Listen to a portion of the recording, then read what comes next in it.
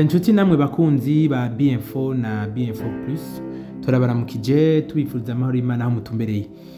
Aka kanya tugira tubashikiriza amakuru magufi yerekeye izi ntambara ziriko ziraba hakurya y'amazi, aho igihugu ca Amerika gifatanyije n'igihugu ca Israel vyateye igihugu ca Iran. Amakuru tumaze iminsi tubamenyesha twarabwiye ivyerekeye aho Afrika ihagaze.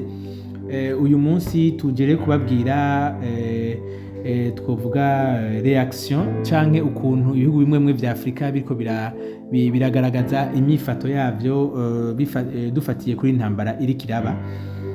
Mugabo imbere ko tubabwira ivyerekeye ivyo bihugu biriko biragerageza kugira ico bishikirije, twagira gusa tubibutse ko mu bisanzwe iyo kw'isi habonetse ibihugu bishamirana mbere bigashobora no gutana mu mitwe, ibihugu byose byo ku isi bishobora guhurira mu rwego rwa ONU kugira ngo bigire ico vyize byongere bitanga intumbero, aho ONU iheza ikaja hagati ikabangurukanya canke ifata resolution igihe habonetse igihugu carenze ku mategeko bita droit international agenga charte ya ONU canke ico ONU yiyemeje muri mission yayo. Rero iyi ntambara yo muri Iran ni intambara igihugu ca Amerika kitarinze gucisha muri ONU, gisa nkaho cafashe iyo ngingo conyene, aho Trump yafashe ingingo nawe ubwiwe hamwe n'abamushigikiye. Biboneka ko hariho n'abandi benshi batariko baramushigikira, kuko iyo ntambara abavyihweza avuga ko itari janye n'ingene ingendo ya ONU ihora ikoreshwa mu kugira ngo batature amatata ari hagati y'ibihugu. Muri ibihugu rero vya ONU hariho ibihugu biba bitumbereye ku ruhande rw'igihugu kimwe canke ikindi, hakagira n'ibindi bihugu biba biri neutre canke bifise ataho biba bihagaze muri ama conflit aba ahari. Rero ibi tubabwiye kugira ngo tubabwire ko Afrika, umugabane wa Afrika ari umugabane ibihugu byinshi hafi vyose vya Afrika bisa nk'ibiri hagati na hagati, bitariko birisuka muri izo ntambara. Ariko iyo usomye canke ukurikiranye imvugo za bamwe mu ndongozi za bino bihugu, urashobora gutahura yuko naho umuntu aba ari hagati mugabo aba ukungene ashobora kubabona asoma runo rugamba mu kwerekana ashobora kuba ahengamiye, nubwo atavyisukamwe mugabo umuntu wese burya ahengamira aho yumva ukuri kwiye kuba kuri. Ico rero ivyo ndabacije nk'intangamarara ni kugira ngo twihweze hamwe ama reaction y'ibihugu vya Afrika bimwe kugira ngo umuntu acabona deja ingene abantu bariko barasoma ivyerekeye urugamba n'ivyerekeye amakosa hamwe n'abandi. Reka duhere ku gihugu ca Senegal, aho premier ministre wacu camushikiranganje wa mbere Ousmane Sonko yagize ica ashikiriza ku vyerekeye ino ntambara yo muri Iran, aho avuga ati bigeza aho igihugu gitera ikindi gihugu ONU ataco irinze kugishwa inama, aho abaprezida basigaye banyuruzwa ku mugaragaro, kandi aha naho ibihugu bikugarizwa gose ku buryo biba etufe canke bitakironka aho bisaganiriza, gutyo ubutunzi bwabyo hamwe n'imigenderanire ico gihugu cagifite n'ibindi bihugu bigatosekara cyane. Rero umuntu agerageje kuraba ivyo Ousmane Sonko yashikirije, murabona ko yavuze à la fois ku vyabaye mu gihugu ca Venezuela, aho President Maduro yanyurujwe, katuvyita uko nyene, yongera aravuga ku vyerekeye igihugu ca Cuba, aho uno munsi cugarijwe n'amato y'igihugu ca Amerika, aho ata muntu yinjira cyangwa asohoke muri kino gihugu, aho waba igihugu ca rutura canke igihugu c'ikigenzi udashobora kugira ico ukoranye na Cuba. Aka rero n'akaga ca Cuba ko kigeze aho umwasi ashaka. Yongera no kuri jambo avuga yongera agaragaza uko abibona ku vyerekeye igihugu ca Iran. Tubiravye rero dusoma ko uyu mushikiranganje wa mbere w'igihugu ca Senegal ababajwe cyane n'imyifato y'igihugu ca Amerika, nubwo igihugu ca Senegal kitariko kiravyisukamo ngo kishiremo inguvu canke zaba mu za diplomasi canke mu z'igisirikare, ariko turabona ko turabiye kuri ibi Ousmane Sonko yavuze, turabona ko afise agashavu katari gake ku vyerekeye ino ngendo ya Amerika. Hariho rero ikindi gihugu cyitwa Chad, aho umukuru w'igihugu cyacu yitwa Mahamat Idriss Deby nawe yagize ashikiriza aho agira ati impande zose zirakwiye kuja hamwe zikayaga ingene aya makimbirane yohera. Yongera aca ashikiriza novuga condoléance canke arahoza igihugu ca Iran kuko cabuze uyu imboneza yaco yitwa Ayatollah Khamenei. Turavye rero ivyo uyu Idriss Deby Mahamat yashikirije, ku by'ukuri wewe nta gashavu we yagaragaje, ariko yagaragaje akababaro kuko umuntu agushikirije condoléance canke akaguhoza kuba wabuze umuntu bisigura ko yifatanyije nawe muri umubabaro. Rero muri ijambo tubona ko igihugu ca Chad kibabajwe cyane mu buryo bwo kubabara no kwifatanya na Iran kubiriko biraba ari izindongozi zayo zimaze kuhasiga ubuzima. Hanyuma iyi mvugo nayo guhamagara abantu ko baja mu biganiro ni imvugo ikunda gukoreshwa n'ibihugu bimwe bimwe biri neutre kandi bitaba bishigikiye cyane igihugu cyatanguje urugamba. Aha rero biragaragara ko igihugu ca Chad gishobora kuba naco nyene kiri neutre mbwa gihengamiye aho Iran iri. Ikindi gihugu cagize ico gishikiriza ni igihugu ca Cote d'Ivoire, aho perezida wacu Alassane Dramane Ouattara yagize ati Cote d'Ivoire iriyamirije ibitero vyakozwe na Israel na Leta Zunze Ubumwe za Amerika kuri Iran, mbere agira ko ngo atera ivyatsi kandi yongera yiyamiriza novuga riposte canke ukuntu kwihorera kwa Iran yaheje igatera ibihugu vy'abarabu bikikije igihugu ca Iran. Muri iyi mvugo ya Alassane Dramane Ouattara wewe rero aragaragaza vy'ukuri ko atana hamwe ahengamiye, aho atera ivyatsi haba Iran haba igihugu ca Israel na Leta Zunze Ubumwe za Amerika.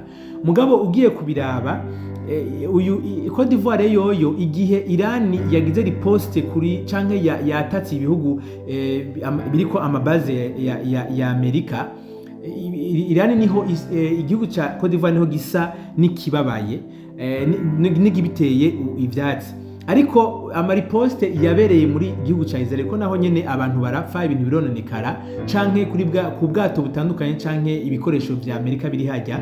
Aha Cote d'Ivoire nta na kintu na kimwe isheza ikabishikiriza, bisigura ko nubwo uyu Alassane Dramane Ouattara asa n'uhagaze neza na neza mu murongo ugororotse, mugabo arafise agahengekerezo gato y'igihugu ca Iran, kuko ibihugu byinshi biravuga biti iyo watewe uraheza ukivuna, illegitime defense iremewe na gateka kawe gushobora kwivuna. Aha rero turabona tukoresheje ukuntu perezida wa Cote d'Ivoire yashikirije, duca tubona yuko Cote d'Ivoire yemeza ko Iran ishobora kwivuna umwansi, kandi ikongera Cote d'Ivoire igashikiriza ko idashigikiye Amerika kubona yateye. Murumva ko agahengekezo n'ubundi kaguma mu gihugu ca Iran. Igihugu ca Maroc naco kiza kitavyorosha kuko kiza kidahuza n'ibihugu tumaze kubabwira. Maroc yoyo iriyamiriza bimwe bivuye inyuma, biriyamiriza cyane yivuye inyuma ibitero vya Iran ku bihugu yita bigenzi byacu, les pays frères, bigenzi byacu vy'abarabu, kuko bongo bafata nk'abafrere. Iyi mvugo rero kuko tubona yuko atanahamwe yigeze atera ivyatsi, atanamwe yigeze atera ivyatsi igihugu ca Amerika ku bitero cagize igihugu ca Iran, mugabo yateye ivyatsi zingaruka ingene reaction ya Iran. Turona ko uyu muntu vy'ukuri ahengamye igihugu ca Amerika na Israel, kuko Iran mu gutera ibihugu bindi si kubera yuko yifuza ko baja mu ntambara, kuko atari uko navyo nyene vyotsinda bikayibona hanyuma bakagwana, ariko ni kugira ngo yihorere izi nyungu za Amerika ziba ziri n'amabaze militaire ari muri ivyo bihugu. Ko na Maroc yoyo idashikiriza kuri kote ya Israel na Leta Zunze Ubumwe za Amerika, bisigura yuko ihengamiye cyane kuri abo nyene bateye Iran. Turabandanya igihugu rero kindi tugeze ko n'igihugu ca Algeria naco yagize ico gishikiriza, coco kigihamagarira impande zose kwirinda gusomborotsanya. kugira ngo kajya karere gashobore kugumana amahoro n'umutekano. Urumva Algeria aho iri hoho isa n'iri tugerageje kubiraba tubona ko isa n'ihengekeye cyane ku gihugu ca Iran, kuko uku kuntu avuga ati kwirinda gusomborotsanya.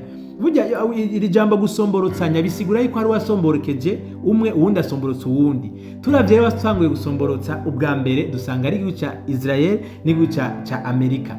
Bisigura yuko rero Algeria ivuze ko atavyo gusomborotsanya ibishaka kuvuga cyane cyane ko Amerika idafise uburenganzira bwo gusomborotsa Iran, na Iran yari ifise uburenganzira bwo gusomborotsa Amerika. Irene imvugo ya diplomasi ko tuzi neza ko igihugu ca Iran sico casomborokeje igihugu ca Amerika, ahubwo ni Amerika yasomborokeje Iran.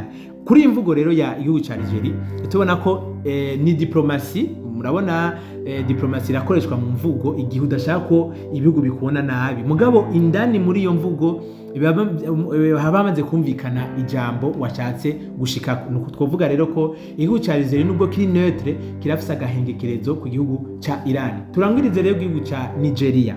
Igihugu ca Nigeria coco n'aba bantu bahurukiye mu muryango wa Islam mu gice bita w'abashiyite, ngira ngo nabashiha ngisinzi ko ariko bavyita munantunge ne bambuza amakosa. Bobo rero bagize imyerekano idasanzwe mu gihugu cyose aho mu bisagara bitandukanye bagaragaje umubabaro mwinshi ku vyerekeye urufu rwa Ayatollah Khamenei, aho rero bose bavuga bati turiyamirije iryo gandagurwa ry'abantu bacu biriko rirabera mu gihugu ca Iran.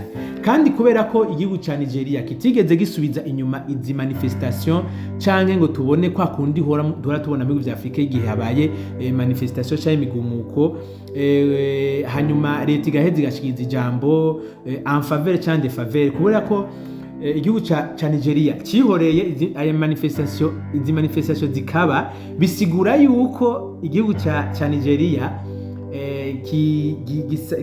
kiri ku ruhande rw'aba manifesta, kuko igihugu ca Nigeria twashikiriza yuko ari igihugu gisanzwe gicuditse na cane cane igihugu ca Amerika. Biracuditse barafitanye imigenderanire mu madomene atari amwe. Kubona rero baragize courage kutabuza abantu bariko baragaragaza ko bajwe n'indongozi Khamenei, bisigura ko izi intwaro canke indongozi zo mu gihugu ca Nigeria zifise sympathie canke zisa n'izira bijisho giza zino manifestation. Gutyo rero tugashobora gushikiriza ko igihugu ca Nigeria naco nyene kiri neutre mugabo gihengamiye kukuri kwa Iran. Rero ni ibihugu dushoboye kubashikiriza muri make. Twongera tubabwira ko ibihugu mu gushikiriza mwena n'amajambo biraba prida cyane kugira ngo kwa kundi biri neutre ntibihave bivirira ngo hanyuma bihave bifatirwa ingingo naba canke abandi. Twobibutsa nk'igihugu ca Espagne, murazi ko cyakondanye canke ciyamirije ibitero vyabaye, mugabo kibigira mu buryo bwo kugaragaza vy'ukuri ko ari parti pris canke cyahengamiye ku ruhande rwa Iran. Gutyo murazi Amerika ko yaciye iri kirashira mu bihano gica Espagne n'abantu bamwe mu bihugu vya Buraya mu parlement canke mu bashinga amateka n'abakenguza amateka bashishikara kugaragaza ko badashigikiye igihugu na gato ingendo ya Amerika, ariko ibihugu vyabo ntibeza ngo bikurikire. Mbere bamwe murazi kubona ko bazimiriza ko amamikro abandi bagasohorwa, abandi nabivyo bavuze ntibigire naho bishika. Nuko rero muri make nibi twashaka kubashikiriza, sino intambara ziracabanaya n'ubu nta gahengwe karaboneka. Kuri uno munsi hamaze gupfa abantu bagera 1332 ku ruhande rwa Iran, hamwe n'abantu 10 ku ruhande rwa Israeli, ndetse n'abandi 1929 bamaze gukomereka ku ruhande rwa Israeli. Bisigura ko iyi ntambara itoroshe na gatoyi. Turabashimiriye ko mwanya mwaduhaye mutwumviriza tugira ngo tubashikirize bishasha canke nk'utwashoboye kubaronkera ushikare kumenya ingene ibihugu bimwe biragira inyifato. Nibaza ko iki kintu ca ibihugu vya Afrika ryari ryambere tubashikirije ku bihugu bitandukanye vyo kw'isi turamaze kubabwira ingene biriko birashikiriza ingene biriko birabona runo rugamba ruriko mu gihugu ca Iran.